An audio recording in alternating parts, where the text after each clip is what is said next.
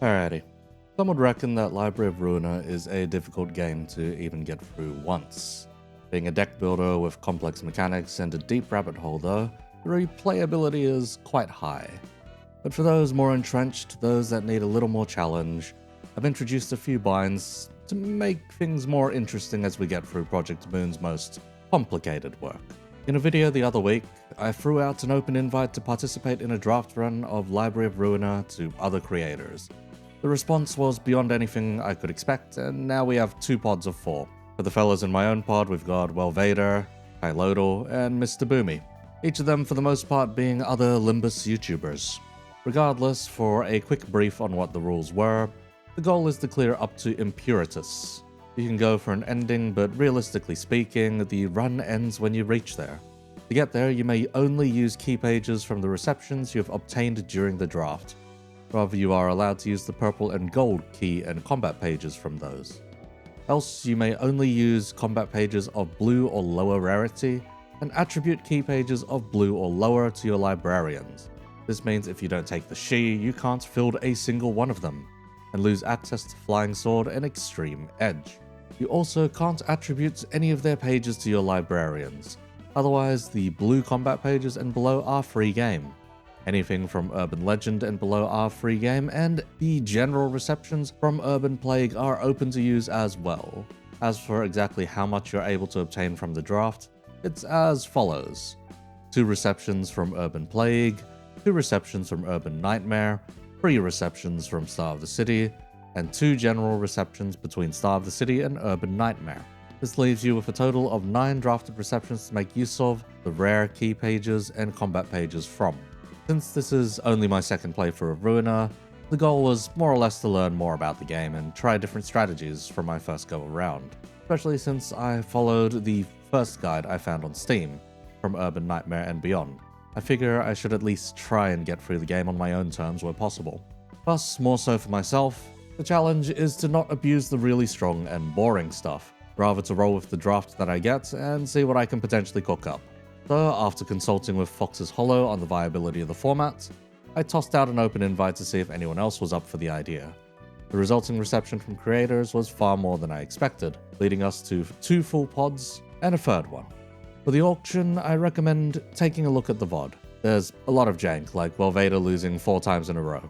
The stuff you need to know about for this video, though, is the 2 that I got out of Urban Plague. These were the following. 1. The Fullstop Office. These guys are an infamous bunch, especially with their Limbus iteration being so popular. Now, they're no slouches here either, being a premier early game power spike with huge levels of offense power, and of course, guns. During the auction, I strong-armed my way to getting these guys, same with my next pick. Anyhow, by purchasing them out, I get access to fielding a firing squad early, and a few nice extras like going for the bullseye, indiscriminate shots, and beyond the shadow. The first is a stupid high-rolling ranged card. See Fullstop Heathcliff's S3 without an Atelier around. Yes, it performs about as well here, especially in chunking things early. Second is an oddly scaling triple tap, and finally, the last is a leading evade into a double slash. The Fullstop Honger's evade in Limbus is this thing. Notably though, I do get access to leeway as a purple page, though there isn't that much on it. It doesn't even have an extra speed die. It is a hybrid page though, meaning he can use both ranged and melee pages on the same base. Pretty cool nonetheless, I suppose. Regardless, I definitely underutilized them. Alas, we'll soon see. 2. Dawn Office. An old man, a lone fixer, and Philippe. Between them, the main page to look out for is Salvador, the golden page. It comes with a few cool little bonuses. An extra speed die, 2 protection on the first turn, and some extra stagger damage, and some burn support. That is to go on to say that the rest of the stuff from this reception offers burn and some generically good stuff. The free cards that'll be available to myself only are Crack of Dawn, Flash of Sunup, and Butterfly Slash. The first is a pretty big roller this early and has a leading block die, which can reduce damage before clapping back hard. The added protection is nice to have, but nothing too madhouse. The burn is a little extra on top to boot. Not the worst way to dump out free light this early anyhow. Flash of Sunup is an odd source of early draw, with a tiny evade mixed in. The amount of evade is so low that I think I just kept getting slapped through it anyway. Anyhow, it's an odd 1 cost that has 3 dice and applies a burn. As for Butterfly Slash, it's another 3 dice affair with a block die in the middle instead of evade. This one I did use, but not as much as I probably thought I would.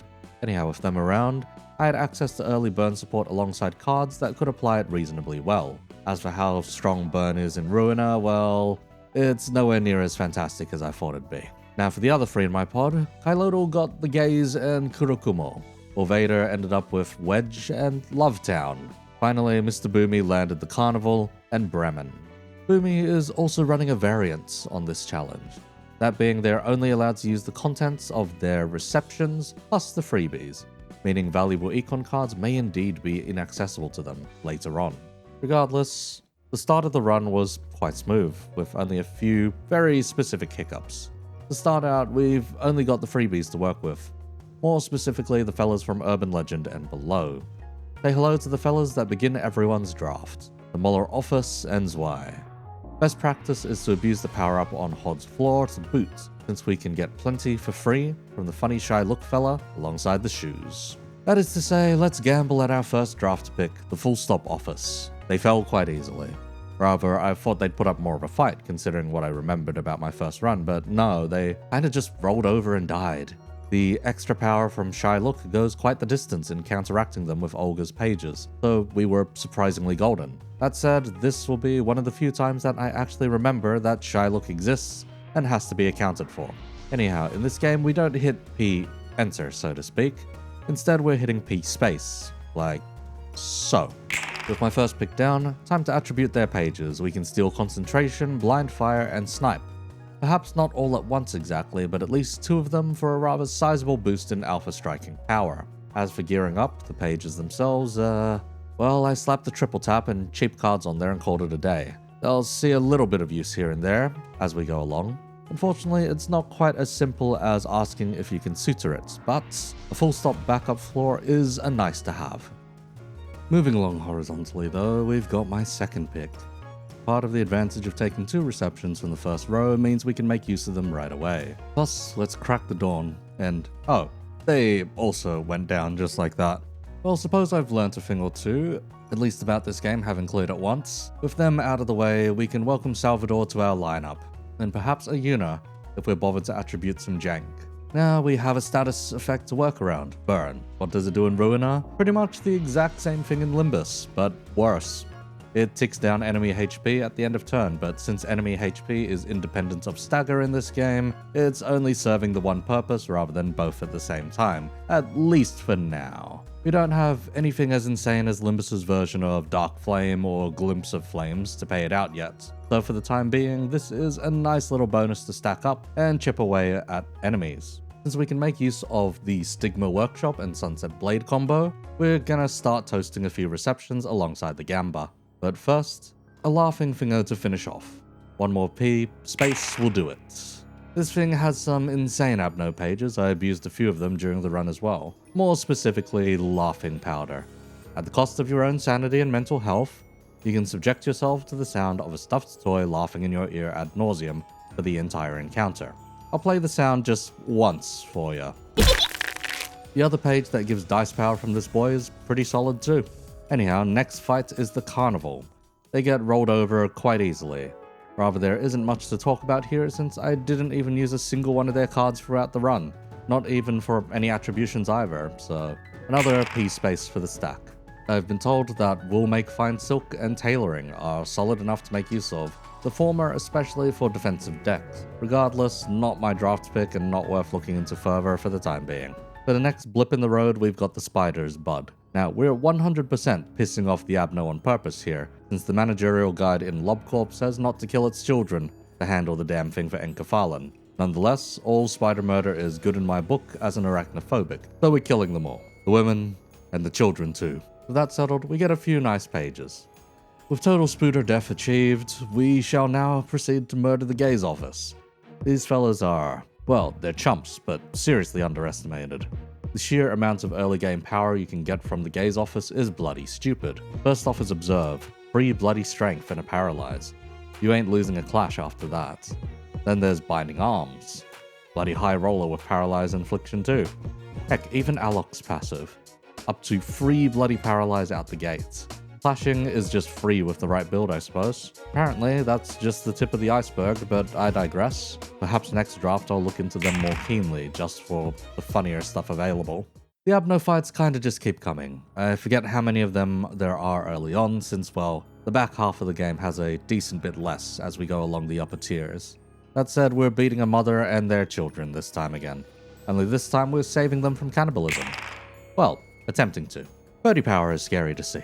Anyhow, the wing beat is down, so we're gonna go straight into the singing machine. I remember having this Abno in my LobCorp facility a reset or two back. The weapon is a slow affair, but the Abno itself was mostly benign so long as you didn't mess with it. Seeing an agent yeet themselves into the grinder free of charge was a sight to behold. Anyhow, Yasod yeeted himself in during the fight. Thought he was, like, instantly killed, but the fella is made of stronger stuff, I suppose. Well, when the fanatics are dead, the machine goes down, and we continue. Oh, the Kurokumo are next. Love these guys. Bloody fantastic set of IDs in Limbo's company. They're even better here in my opinion. If I drafted them, Slash would have been properly on the table. But unfortunately I went for the other two. On a future run, I plan on either going all in on Slash or Pierce and seeing where that gets me. The Kurokumo are essential for Slash in this challenge, as they're one of the only sources of Slash power boost, besides a certain bamboo-hatted individual. Regardless, can't use their particularly cool stuff, but we do get access to Rules of the Backstreets, one of the first cheap draw engines available.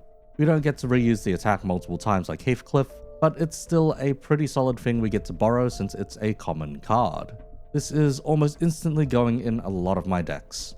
The other blues and greens are no slouches either, with Sharpened Blade and Silent Mist being some fun stuff to abuse as we need them. Also of note is their bleed enabling. This will be a surprise tool that will help us later, at a very, very low cost to boot. Next up, the Bloody Musicians of Bremen. I really didn't touch these guys at all during my previous playthrough, less out of not knowing how strong they were, and more so out of aesthetic preference. They were just too out there, even for my deranged tastes. Anyhow, all of their purple cards are good for something, so I'm told, but since we can't make use of those, suppose we've got to look at the blues and passives we can steal. In this particular case, a highlight is the attributions on Oink's page. Both passives are pretty damn good to borrow, as the first essentially lets us clash easier at the start of a fight, and the latter lets us rack up quite a lot more blunt damage. Another bunch to look out for next time, I suppose. Though they seem rather blunt-oriented, there's something to be said about being able to just bludgeon your opponents to death for free. No notes for their fights, just death. Anyhow, a new floor has opened up for us. This is one of my favorite floors to use too, but there's a reason I really hated this one. Rather, the floor is going to hate me a lot this run too. First stop, and most painful wall to slam into this time around, the Queen of Hatred. The mechanics behind her fights are rather straightforward, all things considered. We just don't have the power or economy to smoothly deal with her yet. That said, I remembered being able to get through her last time when I first ran into her, but not the fight after her, so how hard could it possibly be, right? Just don't clash her too aggressively or she transforms. Make sure to let someone get slapped to lower the pink going across the screen. And finally, when she mass attacks, make sure you have something decently high rolling to counteract it. Couldn't be too hard, right? Well, you see, she can gain power. How much power? Quite a lot. Oh, and she deals more damage unopposed, so if you just full send it and one-side her, you're in for a bad time. But if you take too many clashes, she transforms, and you're in for a bad time. So, gun her down? Well, yeah, that's supposed to be the solution, yet somehow I'm not having much luck there either. Well, if I had access to more power or consistent economy, we could probably mess with her more, but we're lacking the right cards for it, so how in the bloody hell do you deal with her? Like this feels unfair, and because of the sound effects she makes when she hits you, it's driving me up the wall. Actually, my god, it's been 2 hours attempting to take out this bitch. We've gotten close a few times, but we're just lacking the right things to clash, and that mass attack just obliterates my librarians. And since we don't have any Abnos killed on this floor, we don't get any bullshit of our own to throw back at her. Jesus fuck, Project Moon, you really made her just Jane hatred. No wonder everyone hates this fight. Okay, let's take a deep breath and look elsewhere for the time being. Let's just take stock of our other options and see what we can do about them. She's already killed us like 20 times at this point. We're clearly doing something very wrong, so Let's grab up some general receptions and see if they add anything to our game plan. First of the bunch is the workshop affiliated fixers. These fellas have some cool bomb lancers and offer some early pierce bonuses. Mend Weapon and Refine are nice to haves alongside their passive that we can steal for power. Solidarity. It's a single point of strength for 5 passive points, so long as we manage to keep everyone alive. It's unfortunately got the demerit of giving us Feeble if we end up alone though, so it's definitely useful, we just need to keep the demerit in mind. With them falling, we can snatch up another. The Rusted Chains. These guys are basically dollar store middle brothers, with a weird emphasis on self-bleed for added bonuses. Sublimate on Jikan is funny as the dice power gain is theoretically infinite, but in practice is nowhere near that useful. Now the combat pages are something else though. Now Die instantly procs Sublimate, but also just swings damn high and damn hard. Outside of that we also get, once a taste of this chain, an early free light restore. Unfortunately it adds self-bleed, but otherwise very solid to take on. With those two under my belt, let's check in on the funny Queenie. Well fuck, now we're clashing too good, but the damage isn't there yet. Bloody hell, she has defensive dice too. This has got to be someone's nightmare out there. Magical girl that just smites you for fun. Heck, we're now seeing her alternative form because now Die is just too good. We've got to be more strategic to actually use it. Well, at least it denied her strength gain, but we're still getting bodied by that mass attack. If we can just survive that, we should be able to win in some shape or form, but we'll see how it all goes down in the end. Just gotta have enough patience to throw hands. We've got most of what we need at this point, just need to hang in there long enough to watch the damage come through. Heck, she's even bleeding out. Just a few more turns and she'll be down. Anyhow, I'll have you know that this has been a low point for me, and going through my thought process at the time has not indeed brought me any catharsis, especially in knowing the alternative and better strategies on offer to deal with her. I am just a bloody stubborn idiot, ramming my head into the nearest wall and thinking it will result in anything different. Don't be me. Be more flexible. Let's clean up the rest of this plague then, shall we? Next up, we've got the Wedge Office. They've got that cool Bloodborne Hunter aesthetic that goes really hard with their card arts and whatnot. Philippe's here too, I guess. Not that he matters too much, right? Anyhow, Oscar refuses to die due to Unrelenting, but he kinda just flops over after it procs anyway. As for the rest of the schmucks, well, they're not the worst outside of the occasional Transpierce and Collision, I guess. Both of which were cards I abused the living hell out of during my first run through of the game. To make things go even further though, Pamela and Pamela are blue pages. They offer the first source of a damage type dice power up we can actually take. By clearing these fellas out, we're getting access to Wedge as a freebie. Despite Oscar jobbing it in the fight, his key page is actually quite insane when slotted with the right stuff. He's a pierce freak essentially, and one of the only 2 sources of Unrelenting in-game. Good on you, Welvader, for getting this fella at least. Now, going beyond there, let's see here. Oh right, Philippe became a real character and manifested an unstable ego. Things are not as okay as I thought they'd be. Figured I'd have, a few more librarians left once shit hit the fan, but well, mutual destruction's good enough, I suppose. If we burn, you burn with us, or something. God, I feel old even referencing that damn quote. Regardless, we can now move on to the final reception in Urban Plague. It's been a bit more of a journey than expected at this point, but seeing as we could have been here 3 hours earlier, well, sometimes things kinda just suck when you're stubborn. Next up, Lovetown. Ignoring all the existential and body horror, this reception can absolutely kick your ass if you let it do so. And well, I kind of did. Now, we still got through it on the first attempt, but I was almost certain that the reception ended when Tomeri was defeated. Nope, I was bloody wrong about that, and you actually need to kill the rest of the townspeople too. Considering we're back to committing war crimes, it's only fitting that at least one of our floors gets nuked from orbits right at the end. At that moment, though, I actually thought it was over, since surely we were only given a single floor for this. Nope, we had two. We just need to send in the cleanup squad at this point, meaning those Fullstop boys we had in the back lying in wait on Netzach's floor are about to make their debut, gunning down the innocents. Now, Lovetown is a very underrated pick in this draft, with one caveat. You need to ensure that you grab the She Association. In doing so, you get access to Eugen's page and can abuse both Faint Memories and Wrath of Torment to their fullest. Due to Eugen's missing HP to start, you activate all of these bonuses immediately and swing stupid hard functionally for free. Allegedly, this is enough to carry you as far as Star of the City, and well, I may be liable to agree just on how strong Eugen's page is, but that's a story for another day. Rather, an urban nightmare. Thanks for tuning in to part 1 of my Ruina draft run. You know, this is pretty much just a summarized let's play, but I hope it illustrates the kind of challenge this run is. Rather that it is an excuse to play Ruina again and experience it differently. There's so much stuff I learned on this run that I'd like to tell you about and demonstrate when the time comes. That said, thanks for holding on during the content drought as we lead up to Limbus's anniversary. I'll see if I can't get a stream going with some other fellas when that all goes live. Nonetheless, community Discord is in the description. Go check out some of the other creators doing the challenge as mentioned here, and I'll see you in the next one. It'll either be the Urban Nightmare section or a recount on some Limbus villains.